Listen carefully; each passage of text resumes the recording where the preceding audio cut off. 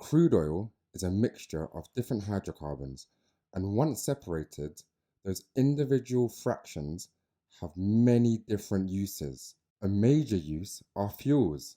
For example, petrol in cars, aircraft use kerosene, ships, they use fuel oil. Fuels are also used in power stations where they're burnt, releasing lots of carbon dioxide emissions.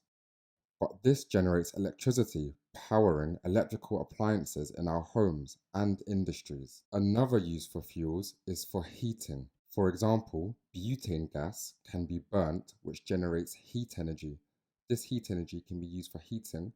Crude oil can also be used for petrochemicals, also known as feedstock. Petrochemicals are simply substances made from crude oil. These petrochemicals, also known as feedstock, form the basis for many different types of materials that we use within society. For example, petrochemicals are used to make plastics. For example, plastic bags.